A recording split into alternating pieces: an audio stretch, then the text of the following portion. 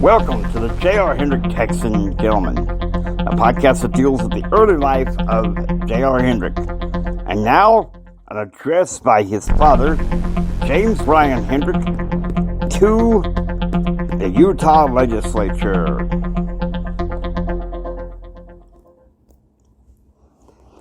Ladies and gentlemen, welcome to special guests, honored guests, as well as U.S. Small Business Administration Administrator for Public Liaison, James Ryan Hendrick.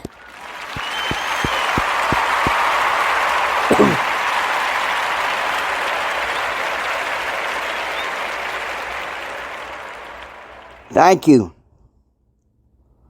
Thank you so much. Governor Leavitt,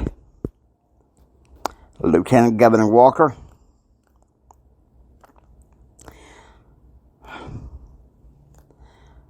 Madam Speaker,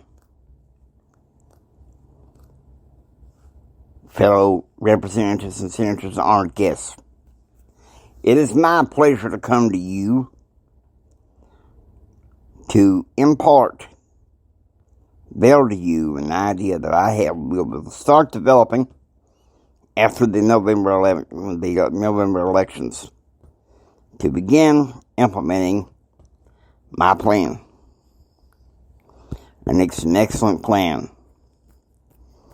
It begins with faith-based initiatives to help those who want to start small businesses and get out of poverty.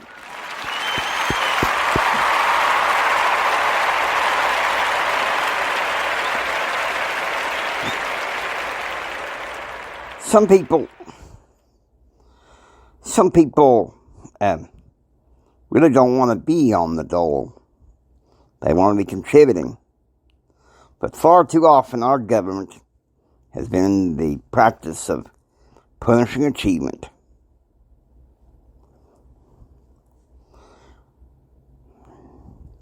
I would like to think that we have improved on that, but sadly not by much. My plan, one of my chief part of my plans is towards faith-based initiative. I've spoken a few days ago to Supreme Court Clerk David Frankhauser, and he agrees with me that this is long overdue.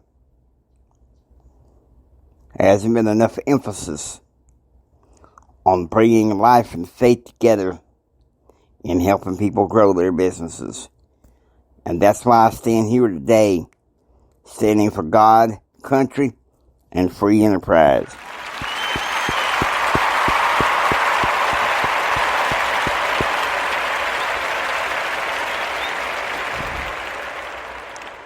Now, some of my critics, I know some of them, their voices are getting louder. They think I'm just doing this for me. I'm not. I have 3 lovely children. My oldest son is studying public affairs at Texas Tech University. I'm grooming him for success in my company when the time comes that I step down from public office. Because there's nothing like leaving a legacy of faith and patriotism down to your children and to your children's children.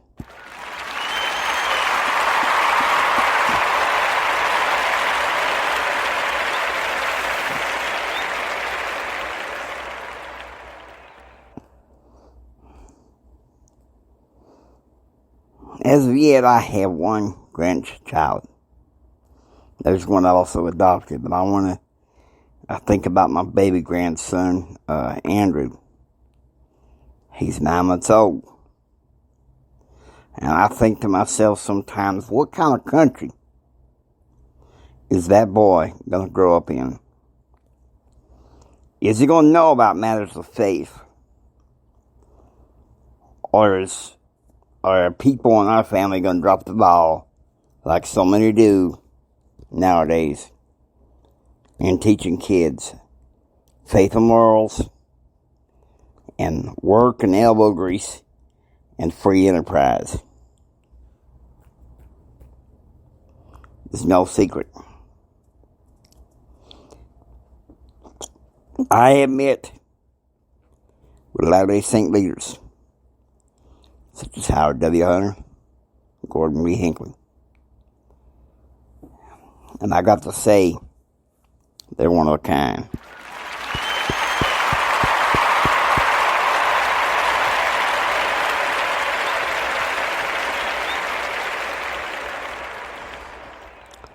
Because I think it's an excellent idea to put God back in the public square.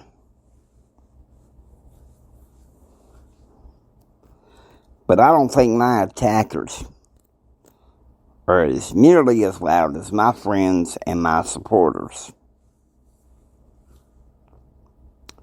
I get emails to me saying, Jim, thank you for being such a pro-business person in the Clinton administration.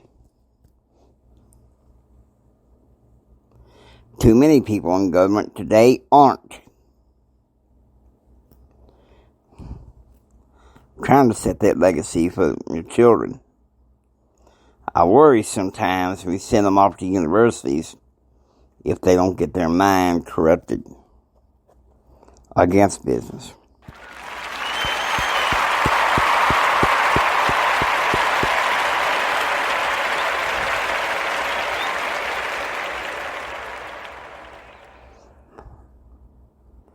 You see, and that's what it comes down to. Who do we support? Who do we believe? Since Utah, I have no doubt, is a state of goodwill, much like Idaho, I have done my best to try to tone down my rhetoric. This is more of a trip to ensure that the states are been able to support themselves on their own with a little support from the federal government with certain provisos.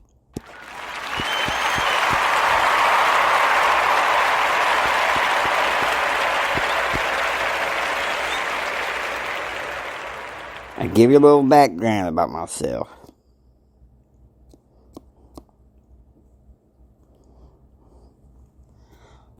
I was born in Montana, raised partly between Montana and Texas.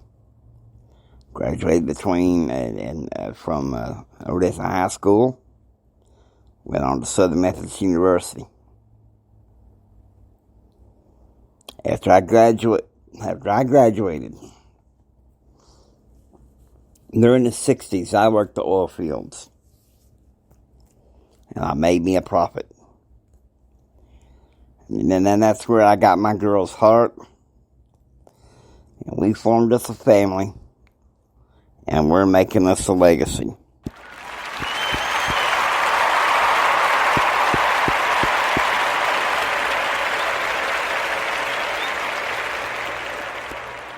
And so can you, as Americans. Our solutions is not to stand in the lines of the boycotts and complain about this thing and that thing. Our idea is to take the bull by the horns and say, we are going to make changes and add more value and values to the marketplace.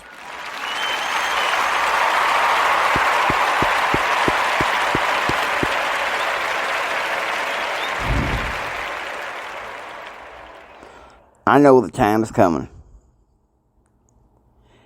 when I am to be called to be removed from office. Because some of my opinions and insights are a little different from the White House. But Clinton knew that when he appointed me. And although I will not openly rebel against the administration, I will not endorse absolutely everything that it stands for, because we should be independent thinking Americans, not just a cog in the system anymore. We're about to enter a new age. I can feel it. We're not cogs. We should not be cogs in the system anymore. We are to make changes, especially in the lives of our children, and also, more importantly, the lives of our young grandchildren.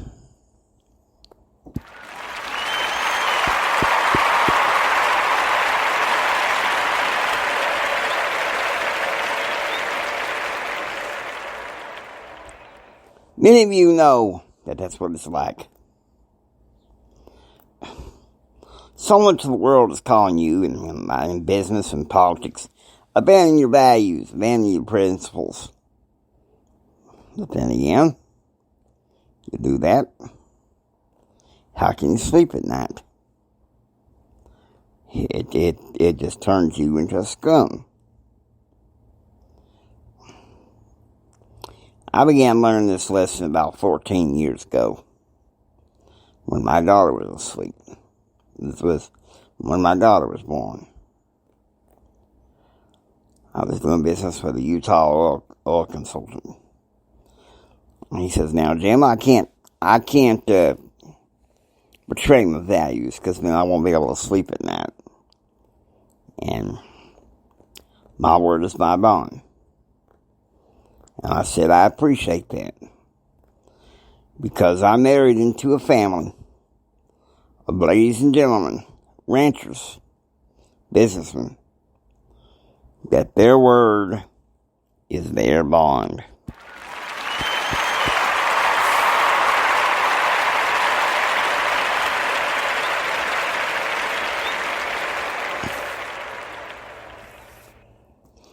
Utah has been a state full of pioneers, trailblazers, people who have gone essentially where no one in this country had gone before, to settle and to live peaceably. We think all Americans should have the rights of the same.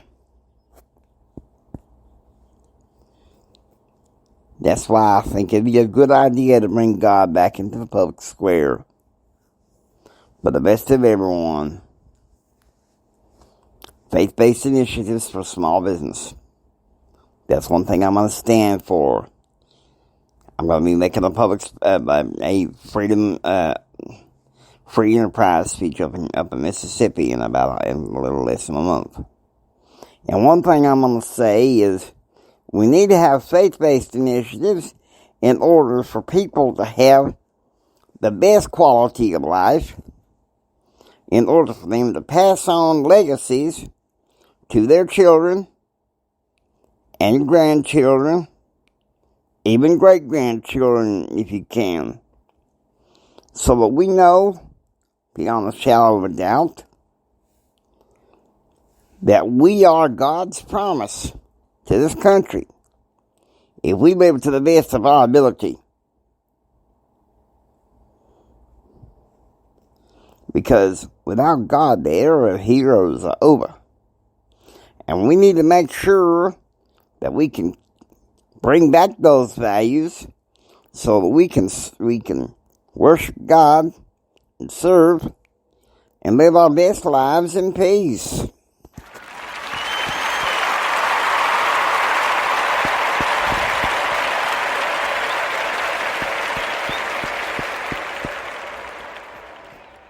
Sitting near the end of the platform, it's a cousin I didn't know until about 9 years ago, when I started connecting again with my father's side of the family. Bobby is a good young boy. A good Christian boy. He's come to live with us for a year. Enjoy life in Washington, D.C. In fact, much of the family around us is going up there for about a year, because I know they can't all be there. We got changing situations and changing times. I don't know what may keep you up at night, and I don't know what motivates you. But I know what motivates me is to bring America back to its greatness again, back to excellence.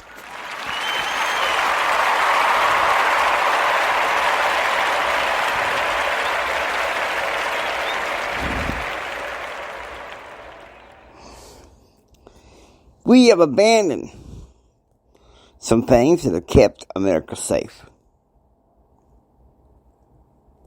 I remember growing up in my teen years. Cars lasted 10 to 15 years, like they should. Not very many of us had microwave ovens. Had an uncle taught me how to take care of my car. Took odd jobs after school until I graduated. You see, that's the beauty of it. I learned the values of church on Sunday, lunch as a family. If it was a church in there with dinner on the grounds, one thing I knew is that God comes first, family second, and country third.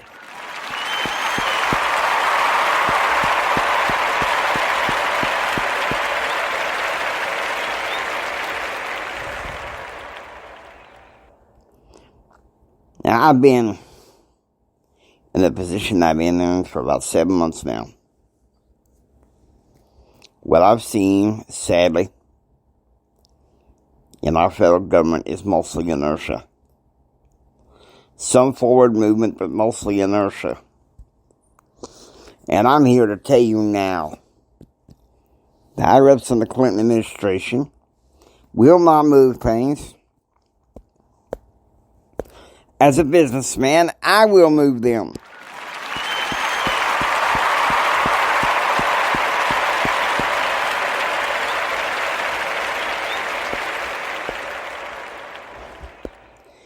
Beginning in January of 1995, I will be in contact with Congress on a regular basis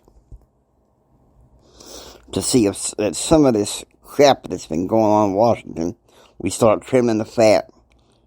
I don't think that's been done enough in order to help Americans who are struggling. I'm just going to be honest with you. This is ludicrous. We can make America great again.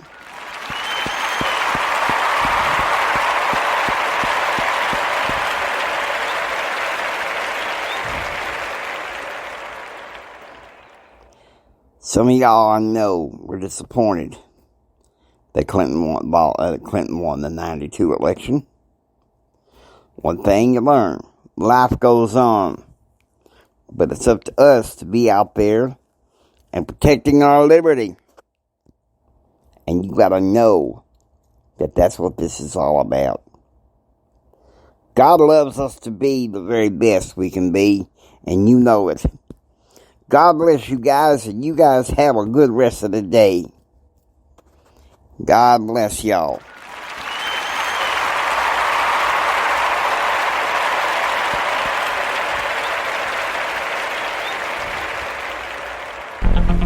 Hope you enjoy listening to the J.R. Hendrick Texan Night. If you like what you hear, please subscribe, become a part of the adventure. This is the James Hendrick Empowerment Network saying, until next time, get ready for the rest of the story. It's going to get a little more interesting from here.